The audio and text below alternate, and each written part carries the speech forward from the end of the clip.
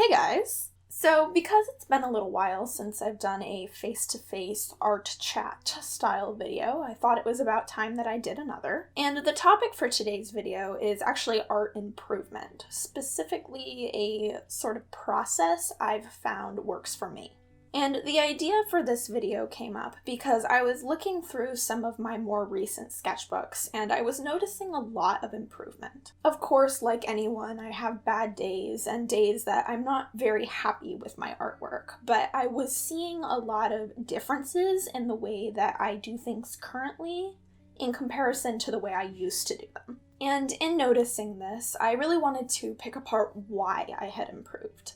And what I ended up finding was that I actually tend to follow a very specific process, even though I wasn't necessarily conscious of it. However, I do think that this process is exactly what has helped me to improve. And because of this realization, I really wanted to share this process with all of you so that you also can improve your own artwork in your own time. So the first thing to note is something that every single person is going to say about art improvement, but that's because it's the most important, and that is that practice is genuinely the only way to improve. I'm going to say it again for emphasis. Practice is the only way to improve. There is no such thing as waking up one day and just magically being able to do the things you couldn't do before. You have to do them in order to get better at them. That is just the way the world works. Now, recently I've been reading this book, and it's called The Talent Code, and it goes into this idea of practice, and specifically failure, and how important it is on an actual physical level in the brain in order to improve at something.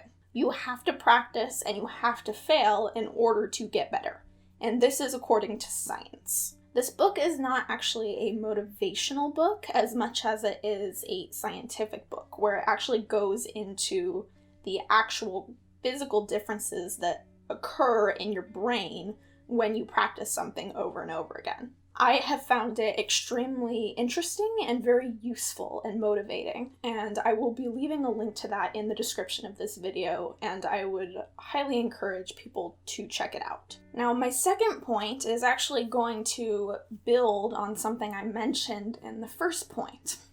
Not only is practice important, but failure is important as well. Trying to do things that you are incapable of doing, trying to draw things that you cannot draw, is the only way to get better at them. In a way, it's kind of like lifting weights. If you never try to lift anything that is heavier than what you're physically capable of, then you're never going to be able to lift heavier things. It's a fairly common idea in exercise that if you're sore when you're finished, it means that you worked out well. If you're not sore, it means you didn't push yourself, and your muscles definitely are not going to get stronger as a result of that. It's the same way with drawing. If you never try to draw things that you're unable to draw, and you never struggle and you never fail, then you're never going to be able to draw those things as effortlessly as you want to be able to draw them. Getting over the idea of failure is a lot easier said than done. I get it.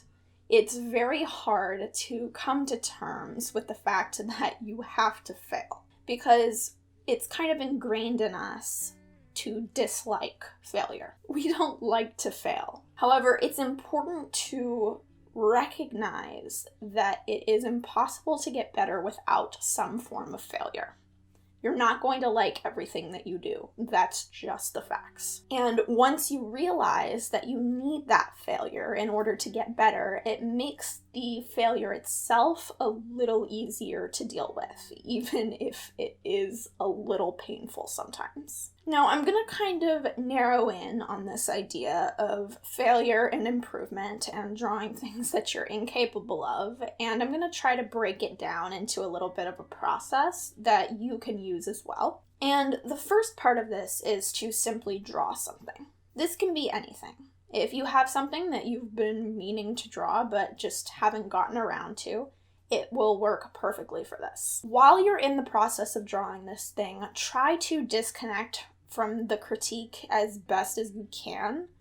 I definitely fall victim a lot to self-criticizing while I'm in the middle of working on something. However, this is not the best way to critique your own work. Instead, try to focus on the drawing itself, the process of drawing, and try to give yourself a little bit of leniency. Like most things, this is a lot easier said than done, but just do your best. Kind of expanding on this point, I need you to finish the drawing, even if you don't like the way that it's looking. You need a finished drawing in order to proceed to the next step.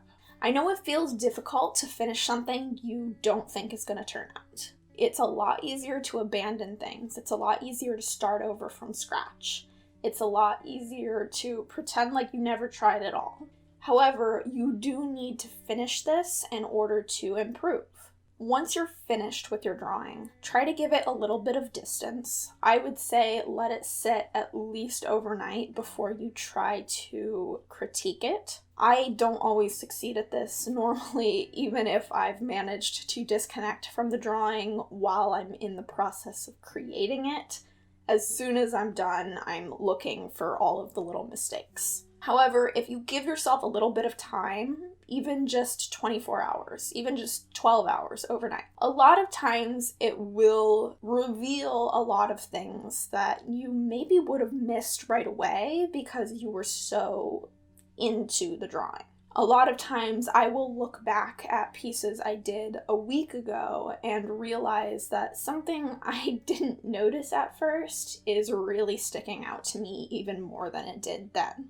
Or something completely new has made itself known. So a little bit of time can do wonders. Now, after you've given your drawing a little bit of time, the next step is to really look at your drawing. Most likely, you'll notice a few things that are off, things that you would have done differently if you had the chance to do it again, and that's good. Sometimes people can think that this kind of self-criticism can be artists taking it too hard on themselves. And to a certain extent, it can get to be at that point. I definitely have had times in my life where I critique everything that I do, even the things that I feel are good. I'm always trying to beat myself up about them. The key takeaway here is to try not to do that, to try not to beat yourself up. This is not meant to tear you down, it's supposed to build you up. It's constructive. It's not meant to be destructive. You can very easily be happy with a drawing that you've done, but still see things that could be done better. For example, I recently did a digital drawing that I was very happy with. However, looking back on it later, I realized that the arms were just a bit longer than they should have been. It was a very subtle detail, and I really only noticed when I zoomed out really far. But they were slightly long and looked kind of strange and disproportionate. I still like the drawing. I'm still very happy with what I managed to achieve. However, next time I might be able to think a little more about the proportions and make sure that they're correct before I proceed with the more final line art and coloring. Now, as you look at your drawing and you make note of these things, for example, my anatomy mistakes, I want you to start making a list. This can be in your sketchbook itself, it can be on a post-it note, it can be in a separate notebook completely, but I want you to make an improvement areas list. This is a list that will probably be constantly growing and evolving and changing, but very simply put, it is a list of things that you would like to improve. If you think that you need practice on your backgrounds, just write that down, backgrounds. If you want to draw hands or feet or shoes better, write it down. If you want to be able to stylize hair a little bit differently or more interestingly than you're currently doing it, write that down. Again, this is not meant to be destructive. Try not to think of it as a list of things you're doing bad. Try to think of it as a list of things to get better at. This kind of positive spin on it can help with your attitude towards that improvement and can make it a lot easier to practice those things. Now, the next step of this process is to pick one item off of that improvement areas list. Just one. Don't try to overwhelm yourself. Just one item. Some things that I've personally been focusing on lately include folds in clothing, shoes, and buildings. However, I do focus on them one at a time. And what I want you to do after you've chosen one of those items is really focus in on that thing specifically. Do a sketchbook spread, 2, 3, 4 spreads, focusing on that one thing. Draw it over and over and over again. Use references. Don't try to think you can do everything by yourself out of your imagination at first. Eventually, once you've done it enough and you've become comfortable with it, you will probably be able to work without reference to a certain extent. However, reference is meant to help you, so learn from what you're seeing. Most likely, as you're working on these sketchbook spreads, focusing on one thing, you will come up with more improvement areas. You might realize that you're very terrible at doors specifically, or something like perspective might be a struggle for you.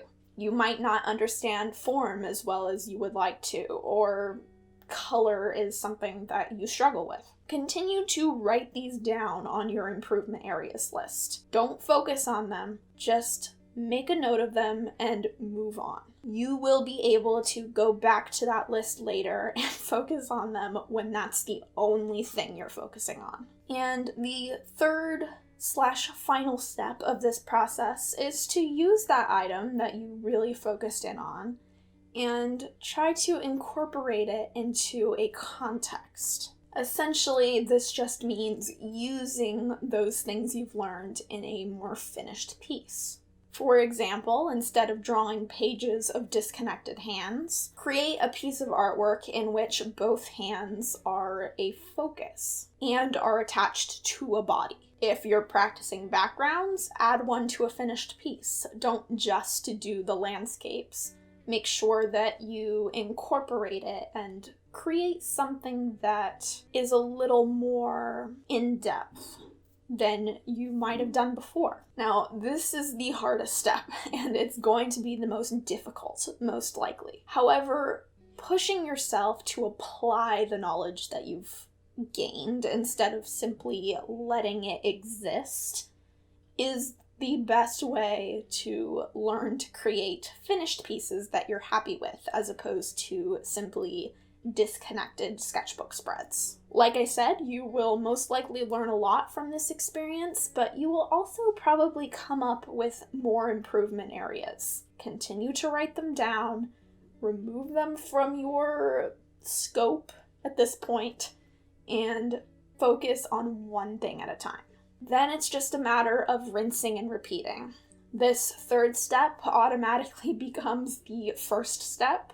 You can decide where the problem areas are, create a sketchbook page, create a new piece, etc., etc., etc. I also find that this is a very good way to keep yourself from falling into an art block, since when you are constantly working on incorporating specific problem areas into your artwork, it gives you more ideas and in turn gives you a point of reference, or a prompt, I guess you could even call it. And it becomes more of a process as opposed to a disconnected, I need an idea for an art piece and I need it right now. So I hope that this process is helpful to you and that it helps all of you improve in the same way that it's helped me.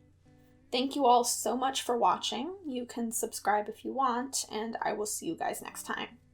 Bye.